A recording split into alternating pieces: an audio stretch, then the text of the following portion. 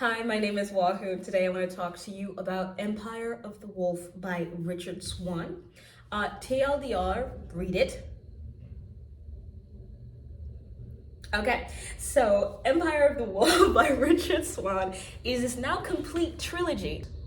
Yesterday I found out that the third book in this trilogy had been released, and it had been released about 2 weeks ago. And I absolutely went batshit. I got the book, immediately started reading it. I spent all day yesterday reading it. I almost finished it, but my body gave out before my spirit did. So I had to finish it this morning. And let me just say, wowzers. Wowzers, wowzers, wowzers. What a terrific ending. It doesn't end the way that you think it will. What is usually how these fantasy books end, with let me not get too much into it, that may be a spoiler. But let me just tell you, what the fuck? Empire of the Wolf. Empire of the Wolf follows this man. His name is Justice Sir Conrad von Walt. Okay, he works for the Empire. He's both judge, detective, and executioner of the law. He's so fine. I know he's just words on a page, but he's so fine. He's so intelligent, and he's like a staunch lawman. He puts the law above anything and everything, and not in a way that's oh my god, all cops are bastard kind of way. It's not cop propaganda. Don't worry, it's not cop propaganda as they used to call it these days. But yes, we follow him in his journey as a justice, and mainly we follow his protege, Helena Sedenka, who's studying to become a justice in her own right as well. And they go on so many adventures across the Sylvan Empire, which is expanding violently. And we have a host of characters. We have Bressinger, Helena.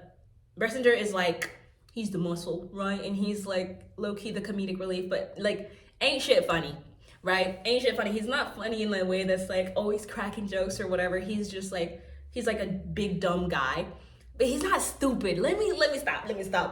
Because this book, these characters, they're not archetype. They're not archetypal in any way. So I'm just trying to avoid using examples that are super prescriptive and just don't allow them to exist outside of that boundary. But Bressinger, he is big buff guy. So Radomir, let me stop actually, because that might be spoiler. I think he's in a second. Sorry. Okay, forget I talked about him. And then there's who else? There's Sylvan Volt, and then there is Helena, obviously. But the Sylvan Empire is kind of this Germanic country. You can see you can see the German influences in the names that they use, Konrad von Volt. Are you kidding me? Von Osterlen, Sudenburg, Reichskrieg. Okay, we get it. It's clearly referencing Germany. But there's also the other parts of the country that have been eaten up by the Sylvan Empire, and they are clear references to Asian countries and Middle Eastern countries, and you can see the cultural influences that Richard Swan has taken from each culture. But it's so cleverly woven together that they are not completely derivative of real life. They have their own fantastical elements. This is a fantasy trilogy, and the book also has these it's also a bit how do I say this? It's the realm of the parallel realm. I'm trying to speak so carefully without spoiling it, because I'm trying to remember. No, I don't know if I can say it, but okay, I'm not gonna talk about that. Just to be on the safe side, I'm not gonna talk about that. But there's these priests, and in the first book, I'm just gonna talk about, it's in the summary of the first book, okay, don't be scared. The priests in the first book, they're like revolting. They think that the emperor is too secular. They've secularized the empire too much, and that they have strayed from like the Neiman, the Creed Nemus, the basically their Bible, right? And they're like causing these like little dissidents, coup d'etats here and there, and they're just like, no, y'all don't be praying enough for me. Like, we have to kill whoever's not willing to pray.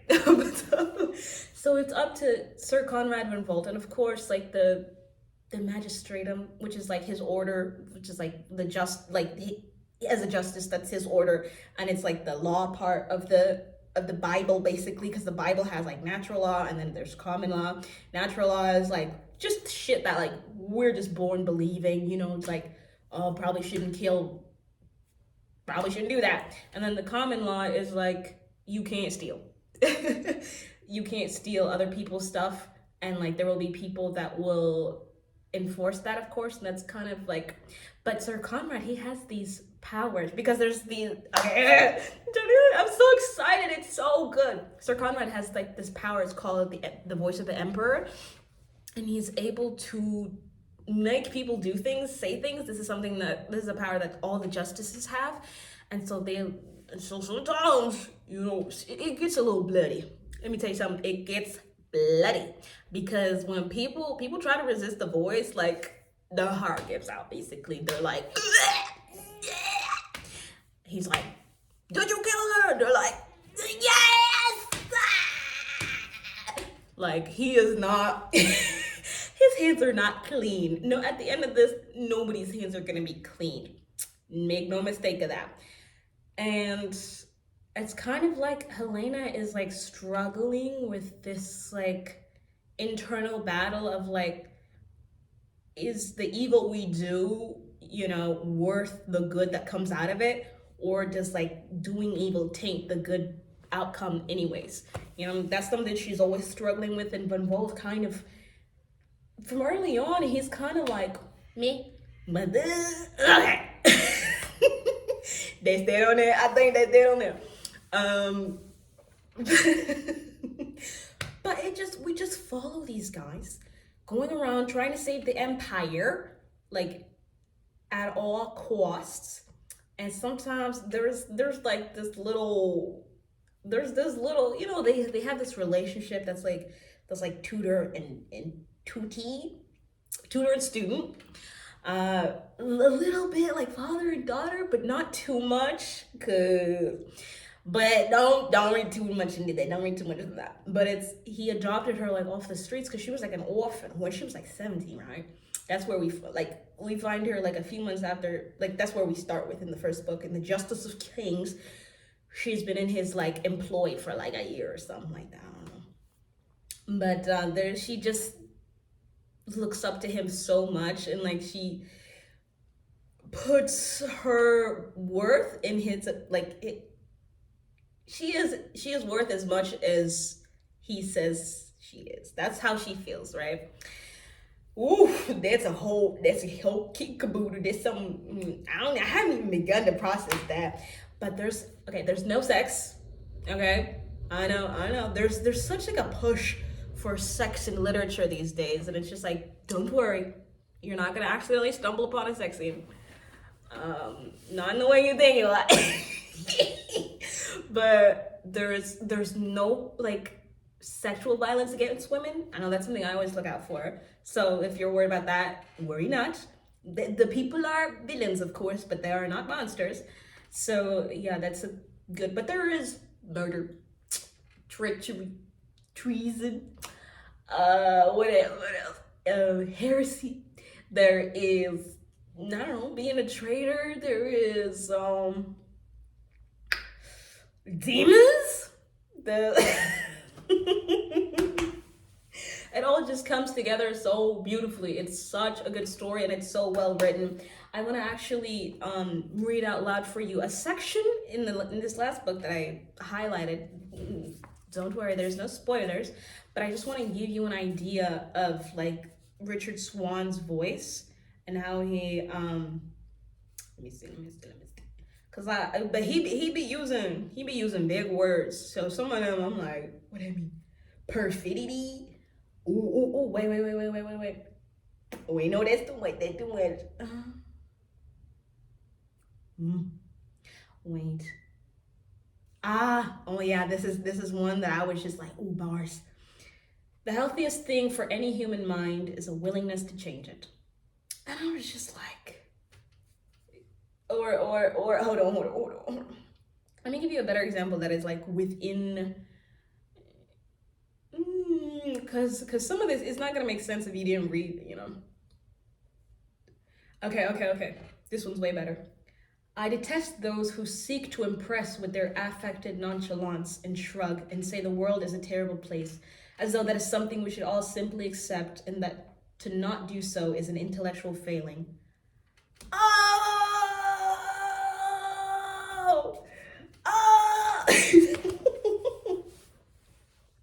It's just so good. It's so well written, and I find that the way that he speaks has kind of been infecting the way that I speak, because it's so, I don't know how many times I can say it's well written that you should read it, bro.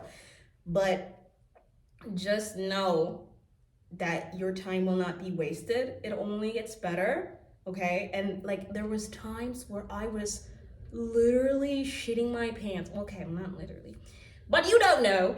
But where I was literally like shaking, just so stressed out because she was going down and I did not know how we were gonna figure it out, because it was just like everything is stacked against us. And the way that I like, no, because I don't want to say too much, but it was a thrilling ride at times, okay? And at other times it's just like this deep character study. There is plot. There's plenty plot. Okay. And I remember I was so pissed because there's one character that I just, and he was meant to be hated. Let me just say that. But I hated him so internally, so viscerally. Like I was literally chomping at the bit. I'm like, whatever it takes. I was on everybody's side. I was on Van Volt's side with his like desire to just, whatever the cost, just end it. Like no matter, like however we do it, doesn't matter as long as we end it in the end. And Helena was like, well, hold on, because wait, doesn't the evil we do, doesn't that taint the outcome, like I was saying earlier? But they figure it out. Also, take a look at these covers. Are they not just absolutely gorgeous? Look at them. There's gods that come into play, but not in the way, not like Deus Ex Machina, you know, like I am here to save you, but just in a way that's like so like, you ain't been doing nothing the whole time. Like, what the fuck you been doing? Like, we build statues of you. We ask you for help every time. You just out here like, oh, okay. And it was like a test of faith. It's a test of faith for the characters as well. But the thing that they put above it all is like the war.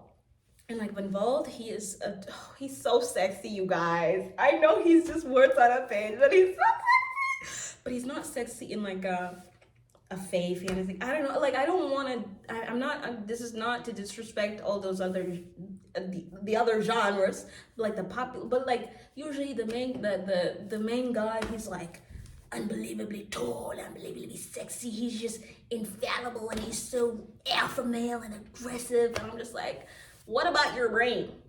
How about this? And Van Vold is like, he's all those other things, but first and foremost, he's a thinker. He be thinking on things. And I love it. If he don't got a plan, he'll come up with one. He will make a plan. Sometimes the plans fail. Don't get me wrong. Sometimes he just falls flat on his face. But you know what he does? He gets up. Okay, that one didn't work. What are we gonna try next? You know. And sometimes it's just like, that's so fine. That's so sexy. What do you mean? But yeah, I just the wolf. Hold on, fucking what is it called? Empire of the Wolf. Read it. You will thank me. If you're looking for another fantasy read, you know, if you're just in the market for something, it's complete. It's complete. It's good. And you know what he did? Richard Swan, he published the first book, 22nd of February, 2022. Second book, 14th of February, 2023. Third book, 8th of February, 2024. Something about February to him. I don't know. But I just quite like that. Don't let me down. Don't let me down. I just quite like that. So as a publishing of this video, it's all complete. You can go ahead and join me. And if you read it, girl, tell me in the comments. Or boy, or they, or them. I should just say, like, I hope you like it. If you decide to check it out, and if you don't like it, that's all right. There's other books. Don't feel bad. Don't feel bad about it. But yeah, thank you for watching. I hope you have a good day.